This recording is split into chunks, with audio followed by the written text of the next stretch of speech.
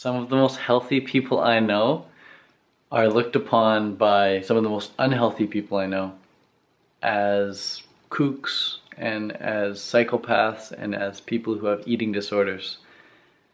And I was once convicted, or I was once thought to have an eating disorder myself. I know plenty of my friends have also been accused of having eating disorders because they're getting their life in order by eating healthy foods at the exclusion of eating unhealthy foods. So if eating healthy foods at the exclusion of eating unhealthy foods is considered a disorder, then the people who think that are disordered. Honestly, like when people are getting their life in order, that's not a disorder. My life has never been more orderly. My life has never been more centered. My life has never felt as good as it feels right now. I don't think I have an eating disorder. I think I used to have an eating disorder, and I've gotten rid of that eating disorder. My disorder used to be that I couldn't stop eating a food until the food was gone, until the food was no longer there, until I ate all of the food, until I would be in a food coma, until I would just feel absolutely sick to my stomach, even when I knew that that food wasn't good for me. Even when I knew that that food would cause a gut ache or cause a heartburn or headache or cause me to feel very tired afterwards, I would go for the food anyway. Just self-abuse. And now that I eat foods that allow me to feel my best, now that I eat foods that would grow naturally in nature and I could walk up and just eat them in nature as they're found, without having to cook them or process them in any way, shape, or form, once I'm eating the way every other animal in nature eats, this is when people think I have a disorder. It's so strange that people think that. I suppose I did too when I was not vegan. In fact, give this video a thumbs up right now if you're vegan. I'd appreciate that. Give this video a thumbs up right now if you're vegan. And when I wasn't vegan, I would think that when I wasn't vegan, I would think that vegans were loonies. I think they're kooks. I think they're psycho. I think they're deficient. I think they're malnourished. I think they're pale and skinny and scrawny and weak and punk and just like anti-social people. And now I've realized that vegans are like the biggest go-getters I know, man. They're the people who want to really change the world for the better by doing no harm. Like, why would you make fun of someone who's not doing any harm?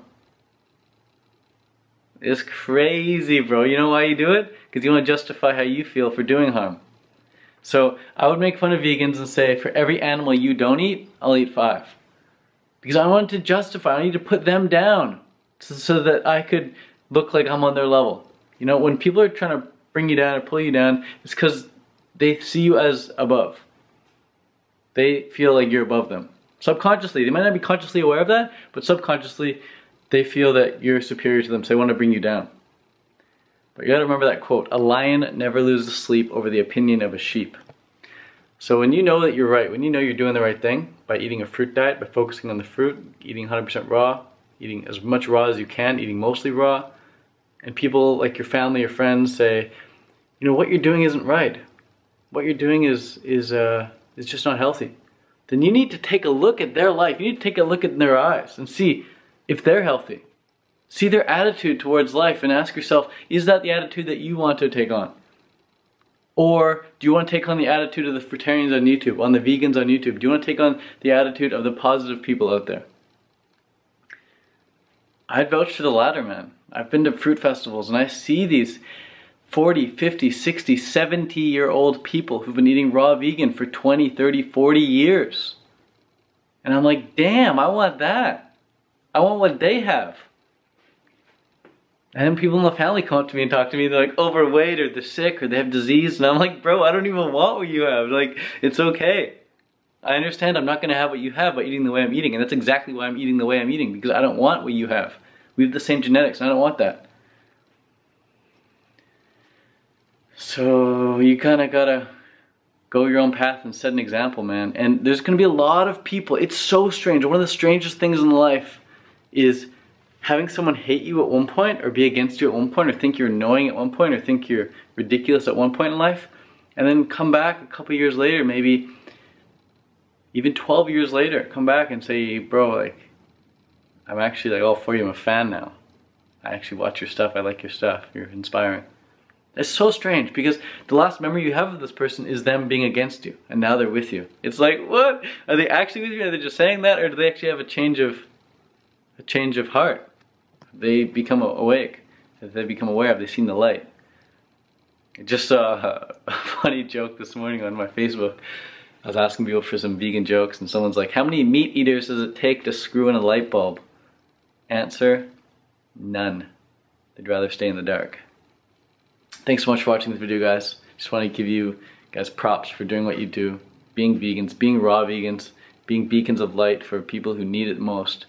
And persevering, pushing through, man. Doing what you know is right.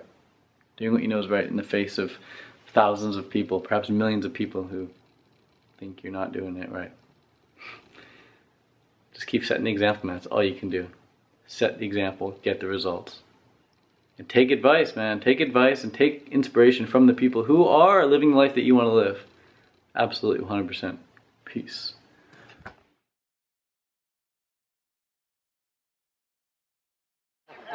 There's some fresh mangoes. Where are they from? Breakfast. Where are these from?